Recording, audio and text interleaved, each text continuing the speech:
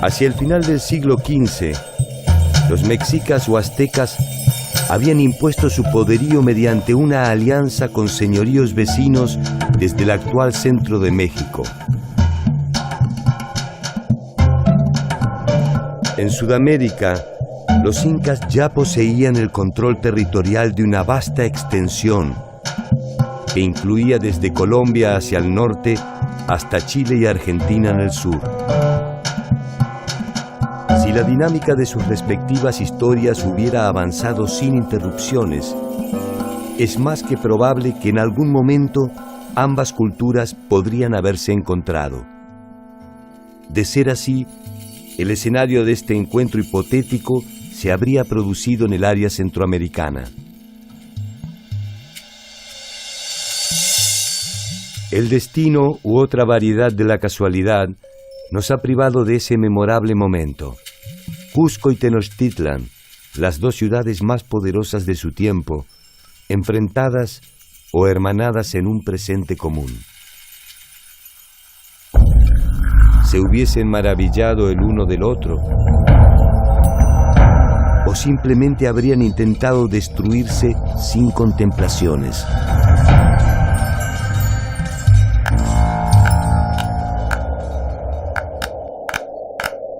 Un hecho inesperado abortaría este escenario posible: el inicio de la invasión europea. En muy poco tiempo, cientos de culturas diferentes debieron homogeneizarse en un solo mundo, olvidando su pasado casi por completo. ¿Cómo fueron los años finales de los grandes imperios latinoamericanos?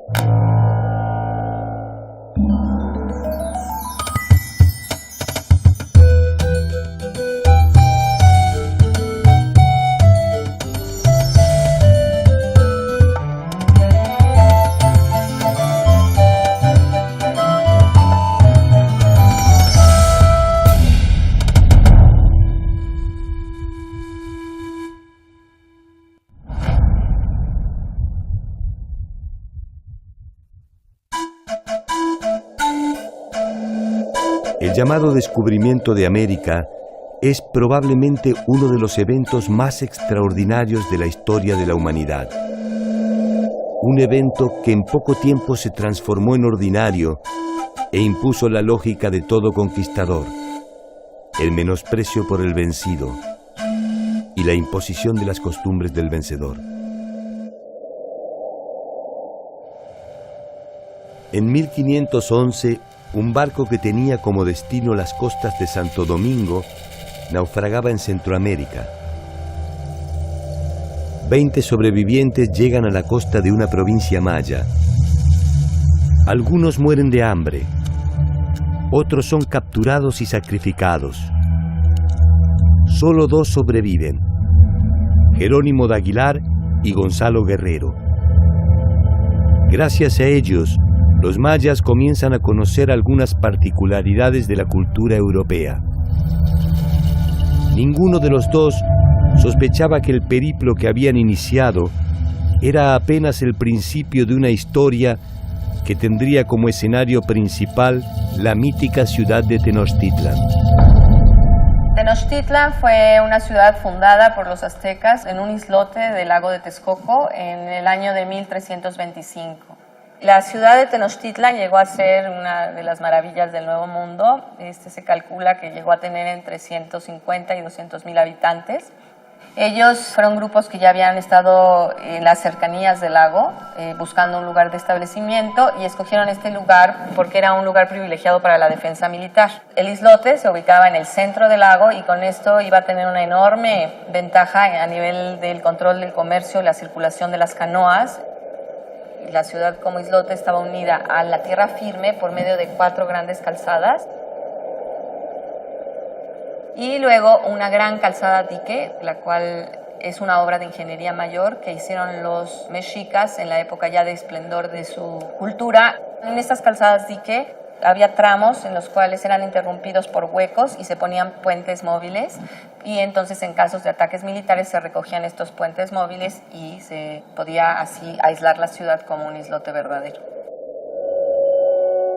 Desde ese pequeño islote, Tenochtitlan habrá de crecer hasta desarrollar el imperio más vasto del México antiguo. El líder supremo de Tenochtitlan se conocía bajo la denominación de Hueytlatoani. Izcoatl es reconocido como Hueytlatoani alrededor de 1427 y es con él cuando los mexicas logran una independencia como señores y forman una alianza con el señor de Texcoco y el señor de Tlacopan. Esta alianza es conocida como la Triple Alianza.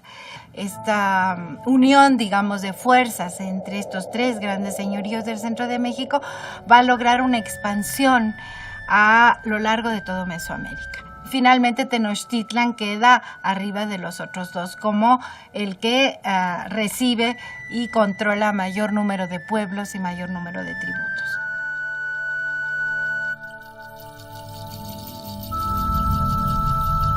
Al momento del contacto con los españoles, los aztecas son gobernados por Moctezuma Xoyotzin, más conocido como Moctezuma II.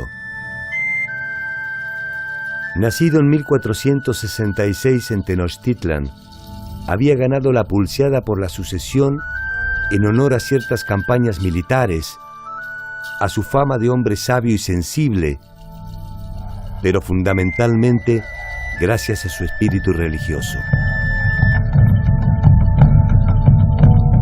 Moctezuma influye en la elección de los gobernantes vecinos. Avanza sobre los pueblos sometidos, intensificando la captura de los prisioneros para los sacrificios y exige tributos cada vez mayores.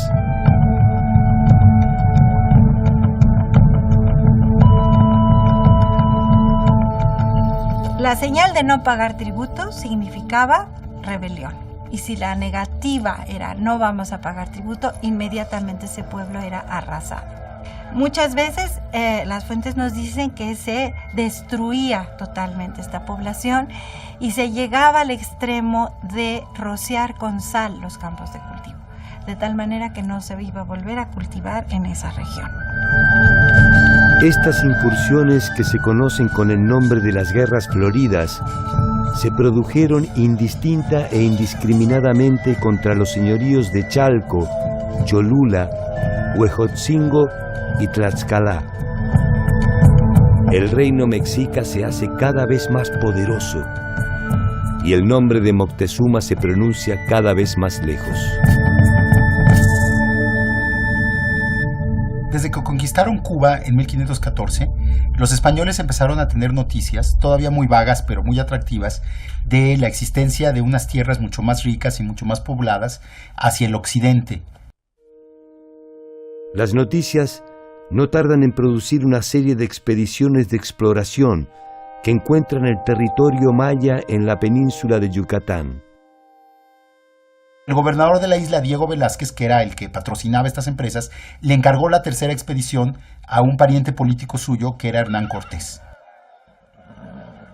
Cortés tuvo más fortuna que las expediciones anteriores porque en uno de las escalas que hizo en su camino a Veracruz, en la zona de Campeche, se enfrentó primero con los señores de la zona, tuvo una batalla bastante fuerte, y por cierto esta fue la primera batalla que realizaron los españoles en el continente americano en que cuentan que se les apareció la figura de Santiago Matamoros, que era un santo guerrero, que era el protector de los guerreros católicos cuando combatían a los infieles.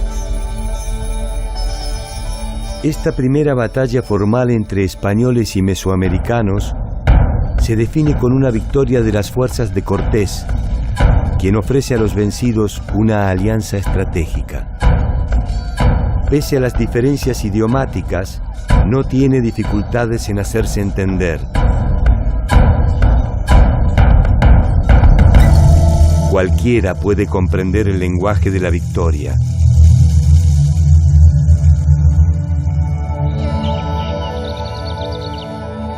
Por otro lado, en el grupo de Cortés se ha producido otra aparición milagrosa. Unos días antes han encontrado en la península de Yucatán a un español que habla a la perfección la lengua de los champotones, Jerónimo de Aguilar.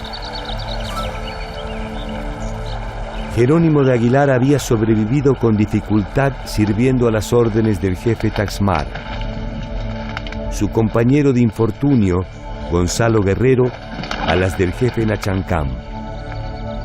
Al encontrar a los españoles, Jerónimo de Aguilar sintió que sus plegarias habían sido escuchadas. Gonzalo Guerrero, en cambio, hacía tiempo que había dejado de rezar. Gonzalo Guerrero se le ofreció en matrimonio la hija del señor que lo recibió y se incorporó con bastante éxito a la sociedad yucateca. E inclusive cuentan los cronistas españoles que se decoró el cuerpo a la manera de los mayas, haciéndose tatuajes y perforaciones como los hacían los nobles mayas. En cambio, Jerónimo de Aguilar no tuvo la misma fortuna y no quiso absorberse de la misma manera. Cuando Hernán Cortés llegó a Cozumel, unos mayas le comentaron que había 2 españoles en la tierra y Cortés, muy interesado, mandó llamarlos a los 2. Gonzalo Guerrero se negó a ir porque, según los españoles, porque le daba vergüenza que vieran que se había hecho tatuajes y se había decorado el cuerpo a la manera maya, pero yo creo que básicamente porque pues, ya estaba bastante bien establecido y seguramente le había ido mejor entre los mayas que como le iba entre los españoles. Y Jerónimo de Aguilar, en cambio, pues que había estado guardando esta esperanza de ser rescatado, acudió inmediatamente al llamado de Cortés. Al conocer las lenguas mayas, Jerónimo de Aguilar se transformará en la primera mitad del puente de oro que conduce a Tenochtitlan. La segunda mitad tendrá nombre de mujer. Entre los regalos que Cortés recibe de los champotones hay algunos sirvientes y un grupo de mujeres cautivas que los acompañarán. Entre ellas está Malinche, o Doña Mariana, como le dirán los españoles. Malinche no solo habla maya, sino también náhuatl, la lengua de los mexicas. Ella, antes de ser esclava, había sido hija de un gobernante. Como fue educada en una corte, en un ambiente de un gobernante, yo creo que Malinche, una de las grandes ventajas que le dio a Cortés es que conocía el protocolo, las reglas de la política indígena. Y ese tipo de interpretación cultural, que va mucho más allá de lo lingüístico, también debe haber sido clave para el papel que jugó la Malinche. Entonces, por medio de Jerónimo de Aguilar, que traducía del español al maya, y de Malintzin, que traducía del maya al náhuatl, ya Cortés podía tener una cadena de comunicación más o menos eficiente. El Códice Florentino ofrece una imagen posible de Jerónimo de Aguilar. Podría ser uno de los pocos españoles que aparecen en torno a Malinche cuando oficia como traductora. La imagen de Gonzalo Guerrero, en cambio, exige una construcción conjetural. Gonzalo Guerrero se labró las manos, se horadó nariz y orejas y se unió a una mujer maya con la que tuvo descendencia. Cuando las expediciones españolas posteriores intentaron conquistar Yucatán, en los años 20 y 30, unos 10 años después, combatió al lado de los mayas contra los españoles.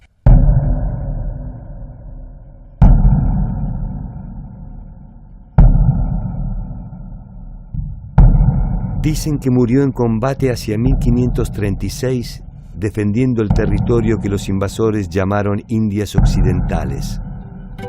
Se trata apenas de una muerte más que pudo pasar desapercibida en el contexto de tantas batallas. Su pequeño gesto puede ser sometido a diferentes interpretaciones. Pudo tratarse de un hombre ambicioso que solo se apresuró a tomar su parte del botín. Pudo tratarse de un hombre despreciable que en una encrucijada eligió traicionar a sus propios compañeros. Pudo tratarse de un hombre confundido que simplemente eligió el bando equivocado. O tal vez pudo tratarse de un hombre que vio que el nuevo mundo estaba habitado por otros nombres, otros aromas, otros dioses y otras sensaciones. Si fue así, Si Gonzalo Guerrero fue este último hombre, tal vez sin querer, ofreció una de las pocas versiones de la esperanza que nos regala la historia.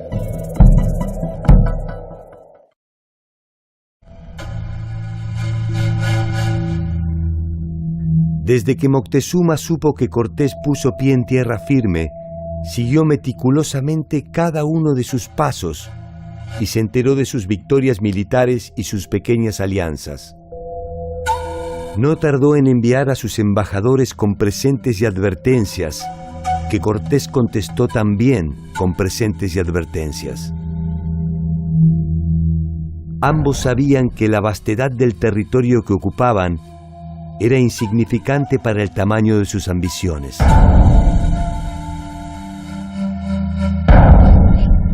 Moctezuma espera en Tenochtitlan y debe soportar una clara muestra de la irreverencia de Cortés, quien en su propio territorio se anima a fundar la ciudad de Veracruz. Desde allí, Cortés iniciará el viaje que lo conectará con sus principales aliados, los tlaxcaltecas. Tlaxcala aparece siempre como un señorío independiente que se rebela ante el control de los mexicas, pero que los mexicas los tienen cercados. A mí me parece a veces que era un poco un juego político, ¿no? Porque estas guerras, ¿no? Estas ya las llamadas guerras floridas, que eran con el objetivo de obtener cautivos para los sacrificios, ¿no? Entonces como que me da la impresión a veces que era como una especie de arreglo, ¿no? Entre ellos, porque uno no puede entender cómo se habían logrado conquistar y someter a pueblos tan lejanos, no podían someter a Tlaxcala. En Tlaxcala se debaten los pasos a seguir ante la llegada de Cortés. La primera decisión es enfrentarlos militarmente. Lo hacen en 4 oportunidades. En 4 oportunidades son derrotados.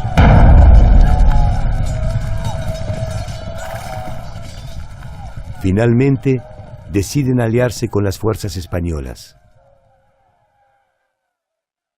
El camino a Tenochtitlan está prácticamente despejado.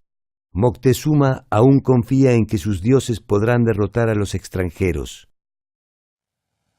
La sede para la próxima batalla no puede ser otra que una morada sagrada, Cholula, la ciudad consagrada a uno de los principales dioses mesoamericanos, Quetzalcóatl. Según cuentan los españoles, cuando llegaron a Cholula, les fueron avisados que iban a ser atacados a traición al día siguiente. Y entonces ellos decidieron atacar primero. Y entonces rodearon la plaza principal de Cholula junto a la pirámide de Quetzalcóatl y masacraron a todos los que estaban en la plaza en ese momento.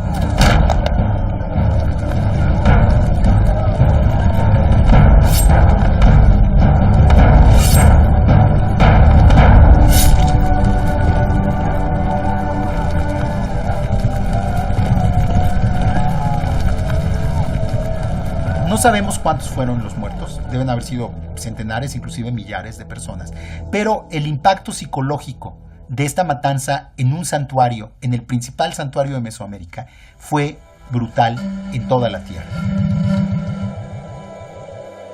El impacto estremecedor no tardó en imponerse en todo el territorio. Las especulaciones se acabaron repentinamente. No importaba ya quiénes eran los recién llegados, tampoco si su naturaleza era divina. El tiempo de los dioses originarios había terminado, y la cruz de los cristianos se multiplicaba en las cimas de los templos mesoamericanos.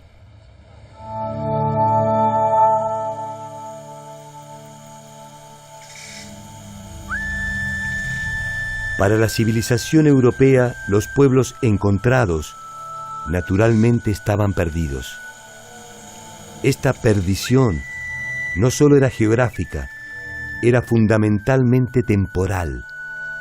Estaban perdidos en el espacio, pero también en el tiempo.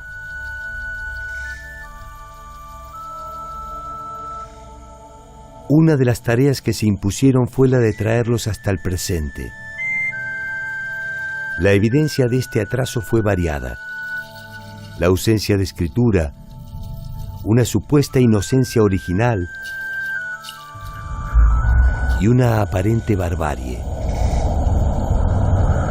Los indios deben viajar hacia una nueva condición desconocida.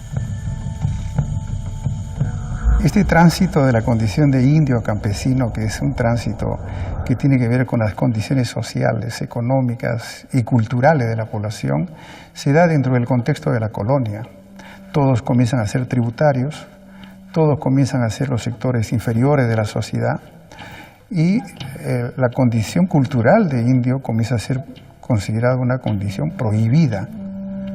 Se prohíbe el uso del idioma, se prohíbe el uso de ciertas indumentarias que representaban la cultura propia. Si hay un proceso de desculturalización, se pierde la cultura porque se evangeliza a los indígenas. Por otro lado, se gana esa cultura nueva, esa cultura campesina. El tránsito de indio campesino es un tránsito largo, doloroso, dramático. En ese sentido, la conquista de Mesoamérica, en el caso específico de México, fue una extensión de la Guerra de Reconquista española, porque se vio como la posibilidad de la corona española de traer más miembros a la cristiandad. Era la oportunidad histórica de los reyes de España de hacer una gran aportación a nivel mundial, de conseguir nuevos fieles para la iglesia que tanto defendían. En esos escasos años se intentó reformular completamente una variedad de culturas diversas para convertirlas en una sola. Se viajó desde el trueque o la reciprocidad a la economía mercantil, de la escritura pictórica y jeroglífica a la silábica, de un sistema numérico de avanzada a uno arcaico, del politeísmo al monoteísmo.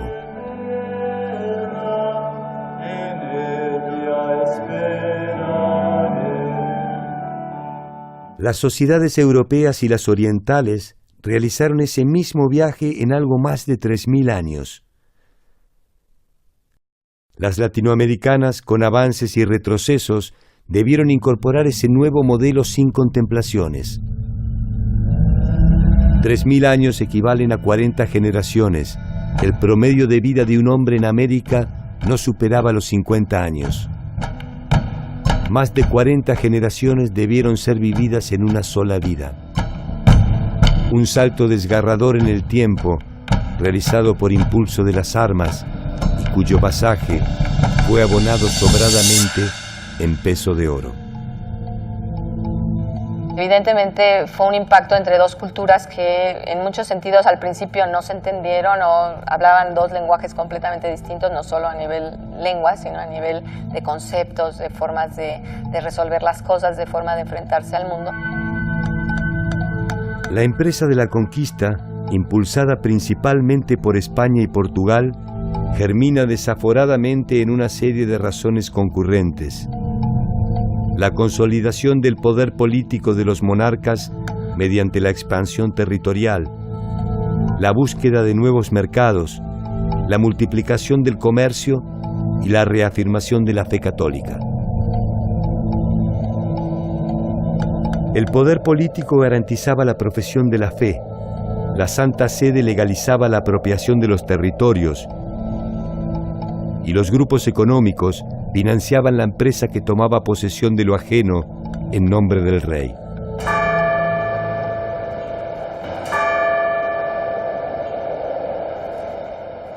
El instrumento que permitió la conjunción de estos intereses políticos, económicos y religiosos se concretó en una institución tan compleja como atractiva: la capitulación. Bueno, las capitulaciones son la forma legal que encontró la corona española para organizar las empresas de conquista. En estas capitulaciones se establecía con precisión cuánto aportaba cada quien, cuáles serían las condiciones básicas de organización de la expedición, y también se establecían con bastante nitidez lo que se comprometía la propia corona. La corona no podía financiar todas estas expediciones, tanto de descubrimiento como de conquista, y establecía claramente sus ganancias, y sus aportaciones y las obligaciones que tendría que tener los conquistadores, que como en una sociedad anónima unían sus capitales para cubrir el riesgo. Ellos eran los que realmente corrían con el riesgo de que la empresa fuera infructuosa y perder sus capitales.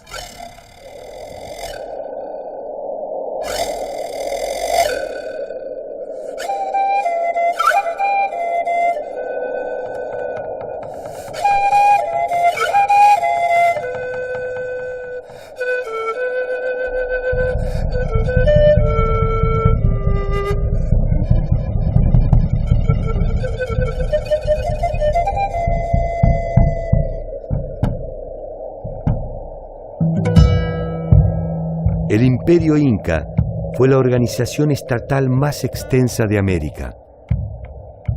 Había nacido, como Roma, entre los límites de una pequeña ciudad, Cusco, y se había extendido, absorbiendo y conquistando a diferentes pueblos que pasaron a formar parte de una sola identidad.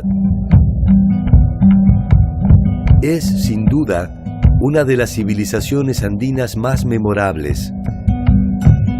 Sus ejércitos llegaron a contar con decenas de miles de hombres. Sus ciudades fueron refinadas y monumentales. Su red de caminos se calcula en más de 20.000 kilómetros.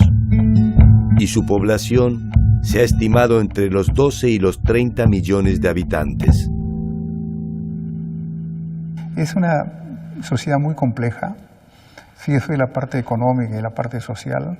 En la parte cultural había una religión propia, una cultura propia, lenguas muy ricas, también originales y propias de la población.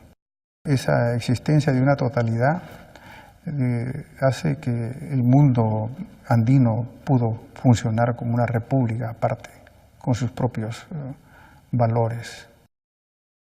El nombre con el que los incas identificaban a su territorio era el de Tahuantinsuyo, y estaba dividido en 4 grandes suyos o regiones. Chinchaysuyo hacia el norte, el Contisuyo al oeste, Antisuyo al este y el Collasuyo al sur. La referencia a partir de la cual se realizaba esta división era su capital, Cusco. Una sucesión de hechos inesperados cambiaría el equilibrio del Estado inca. Hacia 1493 se inicia el gobierno de Huayna Cápac. Si bien la sede del Estado inca fue históricamente Cusco, Huayna Cápac había fijado su residencia en Quito, desde donde consolidó sus conquistas hacia el norte. La importancia de Cusco se va debilitando y las posibilidades de expansión del Estado inca se consolidan hacia el norte, en detrimento de las áridas y empobrecidas tierras del sur. La muerte de Huayna Cápac dará inicio a las intrigas palaciegas que terminarán enfrentando a Cusco y Quito. Las sucesiones incas son muy tumultuosas, con muchos asesinatos, intrigas, porque no había lo que hay en Europa, la primogenitura. Entonces era un número limitado de candidatos y había que escoger entre esos limitados candidatos. De ahí que vienen crímenes, pasiones, y se matan y hacen de todo. Huayna Cápac muere sin dejar resuelta su sucesión. 2 de sus hijos se disputan el control del imperio. Uno de ellos, Atahualpa, controla la parte norte con sede en Quito. El otro, Huáscar, la parte sur, con sede en Cusco. Las ambiciones de los hermanos no tardaron en desencadenar un enfrentamiento. Por primera vez, dos ejércitos incas se enfrentaban en el campo de batalla.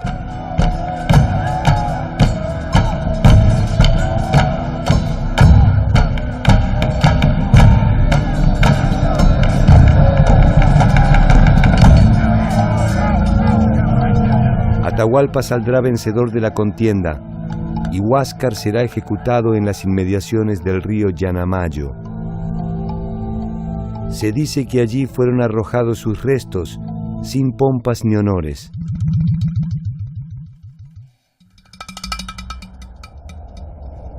Atahualpa apenas puede saborear su victoria. Debe partir hacia el pueblo de Cajamarca, atento a la llegada de unos pocos y extravagantes intrusos que habían arribado por el norte del imperio.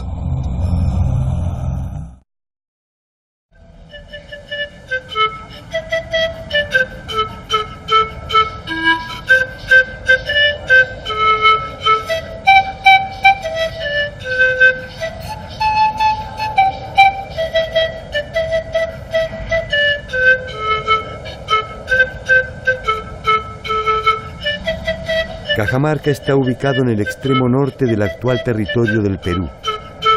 La ciudad puede observarse desde un antiguo santuario conocido como la Silla del Inca. A escasos kilómetros de allí existe un afloramiento de aguas termales. Este refugio era una de las tantas casas de descanso de los zapas incas, los líderes del imperio. Atahualpa elige Cajamarca para encontrarse con los españoles. Se dice que su intención era escarmentarlos por el saqueo que habían realizado en la localidad de Tumbes y del que ya habían tomado conocimiento.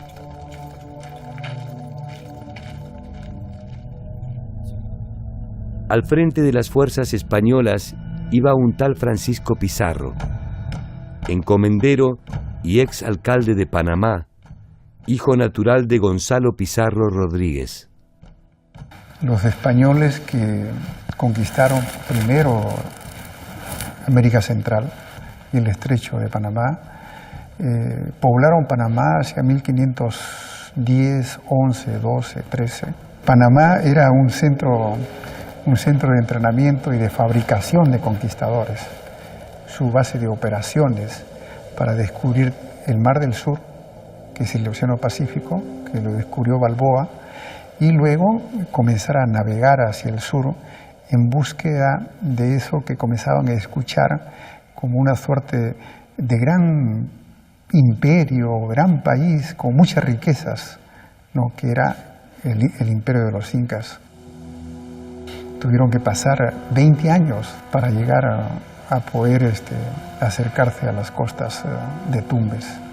En ese periodo muchos conquistadores se entrenaron en Panamá y uno de ellos fue Francisco Pizarro, que llegó bastante joven y estuvo en Panamá como 10 años y llegó al Perú cuando él tenía 52 años.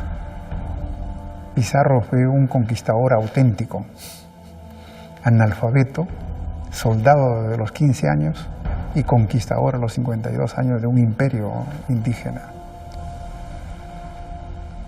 Francisco Pizarro, Diego de Almagro y Hernando de Luque son los principales asociados de la empresa que terminará invadiendo el imperio inca, merced a la capitulación de Toledo otorgada por Carlos V en 1529.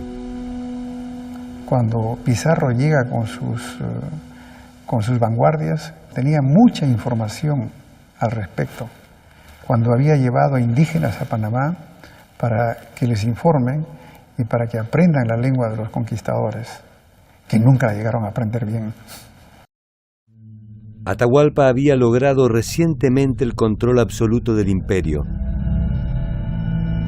Los españoles no eran más que una comitiva reducida que no ofrecía, en principio, una amenaza concreta.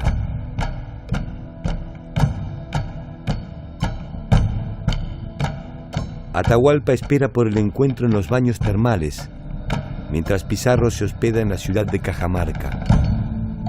Las crónicas indican que los soldados de Atahualpa habían acampado en lo que son los baños fuera de Cajamarca, y los soldados de Pizarro acamparon en los alrededores de la plaza principal de la ciudad. Y fue una noche tensa. Uno de los cronistas dice que las fogatas de los soldados de Atahualpa eran tan numerosas como las estrellas que poblaban el cielo de Cajamarca en esa noche. Pero que fue una noche que casi transcurrió en la vigilia aparente, tanto que los indígenas que no tenían un sistema de rotación de guardias pensaban que los españoles no dormían por la presencia de guardias alrededor de la plaza. Yo creo que es muy importante investigar lo que pasó en Cajamarca para poder deslindar un poco la verdad. Los hechos de Cajamarca resultan de gran interés, porque en ellos se expone el dramático choque entre dos culturas, que en el breve evento ponen en juego no solo sus intenciones, sino su forma de entender el mundo. En esa particular sucesión de gestos y reacciones se desnuda la naturaleza de la Trinidad que dio impulso a la conquista: la espada, la fe y fundamentalmente el oro. Y por la tontería de Atahualpa, que quería ver de cerca a estos que vinieron antes del segundo viaje de Pizarro y que se fueron. Entonces tenía miedo que se fueran otra vez y no los había visto. Entonces ordenó que subieran hasta Cajamarca. Los generales le dijeron: sería mejor que en un desfiladero aventamos piedras, grandes galgas, piedras enormes, para liquidarlos. Y no quiso. Y también Francisco Pizarro obligaba o pidió a Atahualpa que viene sin armas, pero al mismo tiempo él se escondió sus propios armas en estos edificios que hay alrededor de Plaza de Cajamarca. A Atahualpa lo acompañan sus principales aliados, sus guerreros y su fastuosa corte. El grueso de su ejército espera en las inmediaciones del lugar. Tal vez supone que su sola y poderosa presencia alcanzará para intimidar a los hombres barbados. Tiene sus razones. Después de todo, es el Hijo del Sol. Les dio guía, alimentos, ropa, todo lo que necesitaban les dio. O sea, fácilmente llegaron a Cajamarca. Y además, en vez de recibirlos en su real, rodeado de su ejército, se metió a lo que los españoles le confabularon la entrada a la plaza de Cajamarca, que ahí les dijeron: vengan sin armas porque nosotros los vamos a ayudar, somos amigos suyos. Y el Inca, ingenuo, porque de los grandes incas no hubiera pasado eso, pero Atahualpa, que creo que era no muy vivo, se metió en la boca del lobo.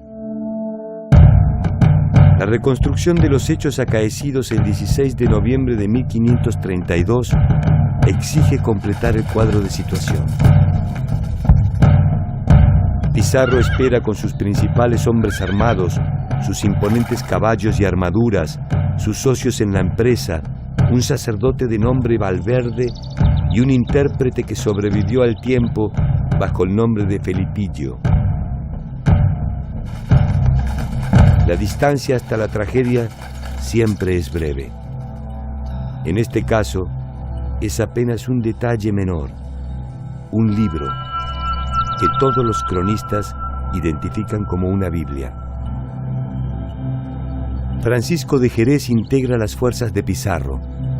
A él le debemos la primera versión de los hechos de Cajamarca. Jerez fue testigo presencial del hecho y tal vez por eso su versión es la menos inocente. Atahualpa, intrigado por el dios al que dicen representar los intrusos, indaga sobre las costumbres de los cristianos. Fray Valverde entonces se apersona y le explica por intermedio de Felipillo que hay un único Dios verdadero y que Él viene en su nombre. Previsiblemente, Atahualpa descree de un mensaje tan abominable y pide alguna prueba de su existencia. Fray Valverde no tiene otro milagro para ofrecer que su modesta Biblia. Con eso solo le pide que se convierta a una nueva fe mediante el requerimiento. El requerimiento es la condición de que antes de atacar a un pueblo, el conquistador en turno tiene que ofrecerles, tiene que requerirles subordinarse pacíficamente al rey de España. Lo que pasa es que evidentemente a pueblos que no hablaban el idioma, que no entendían el concepto de dominación, etcétera, hablarle eso, por supuesto, nunca aceptaron el requerimiento, pero sí ya se había cumplido con la fórmula legal de haberlo ofrecido primero. Y entonces, en ese sentido, ellos aparecían como atacados, a pesar del ofrecimiento. Atahualpa tuvo en sus manos por primera vez un libro y, según dicen, esperó infructuosamente que de allí saliera la palabra de Dios. Jerez refiere que Atahualpa arrojó la Biblia con desprecio y que Pizarro ordenó el ataque para lavar la afrenta. Atahualpa nunca podría haber esperado un ataque directo sobre su persona. Es atrapado y su guardia y comitiva personal se desbanda, conmocionada bajo el fuego de los cañones. Sobre la plaza de Cajamarca quedan sembrados los cadáveres que dejó la contienda. Se produjo una suerte de violenta estampida de la población indígena y de disparos de españoles que terminaron con la vida de muchos indígenas, que murieron más por la estampida que por el enfrentamiento militar con los españoles. Entonces lo que era un encuentro de dos grupos y donde las intenciones políticas de Atahualpa era recibirlo pacíficamente para poder, con el apoyo de los españoles que llegaban, poder pacificar y reinar mejor sobre un territorio dividido, se convirtió en un enfrentamiento y luego en la captura de él y al año siguiente en su ejecución.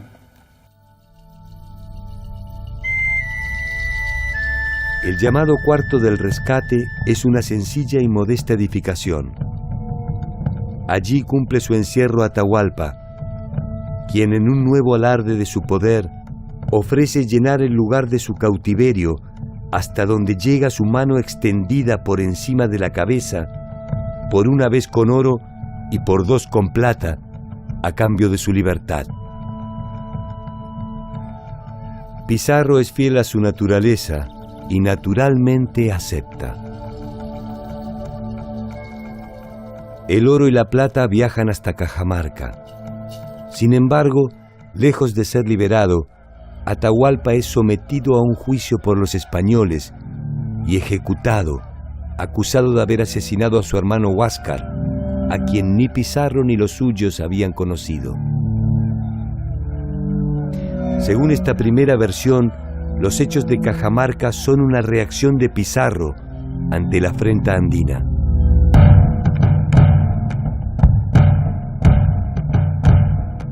Guamán Poma fue un cronista indiano posterior que también refiere los eventos de Cajamarca según su visión del mundo. Su versión resulta similar, solo que en ella no se trata de una reacción espontánea de Pizarro, sino de una reacción provocada deliberadamente por Fray Valverde. Al parecer, Pizarro se habría negado a atacar a Atahualpa, y solo lo hizo ante la insistencia de Valverde, quien no estaba dispuesto a perdonar una afrenta a su Dios. El libro en cuestión, la Biblia, incluye un episodio en el que Pedro el apóstol niega 3 veces a su Dios y es perdonado. Atahualpa no negó siquiera una vez al suyo y fue condenado. ¿Será que su Dios no era tan indulgente?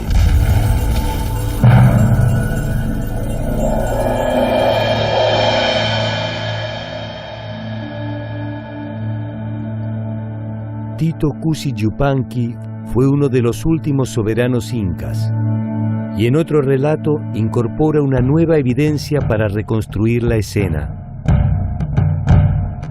Cusi Yupanqui refiere que por 2 veces los españoles rechazaron la bebida que Atahualpa les ofrecía en señal de reciprocidad, y que por tal motivo rechazó la Biblia y originó el ataque. La versión inca se fundamenta también en una afrenta, solo que en este caso el primer ofendido es Atahualpa. Para Cusi Yupanqui es un malentendido lo que da pie al luctuoso desenlace.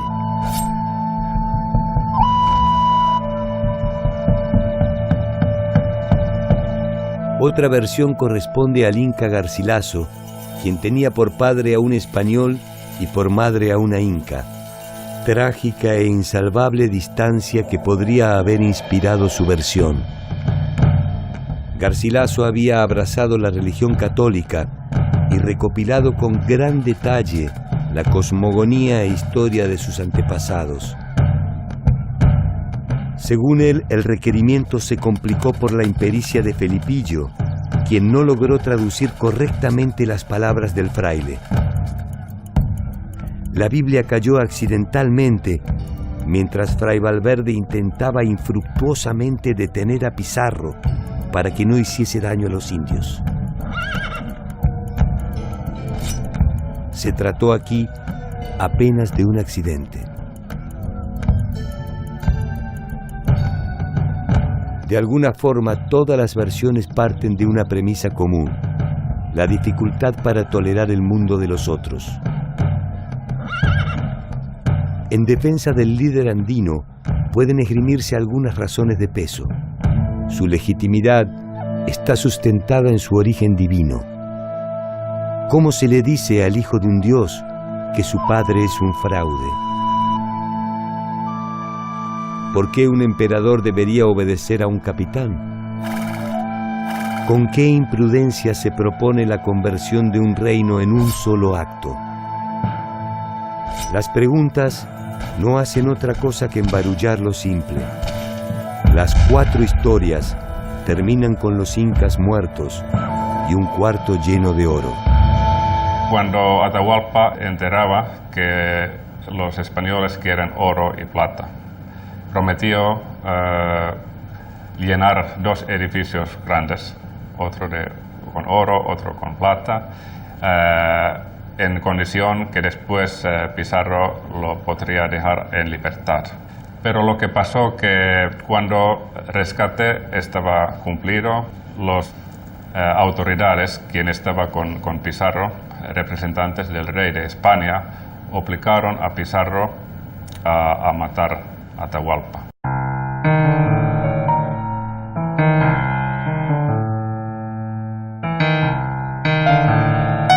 La dinámica de toda conquista es imponer las ideas del vencedor. En ese sentido, las fuerzas europeas no se diferenciaban sustancialmente de los ejércitos de Moctezuma o Atahualpa. El triunfador se define por el resultado de las armas, pero la derrota siempre es de naturaleza espiritual. Los dioses mesoamericanos y andinos fueron los primeros derrotados. Este quiebre en las creencias de los pueblos originarios contribuyó al derrumbe de sus estructuras políticas y sociales.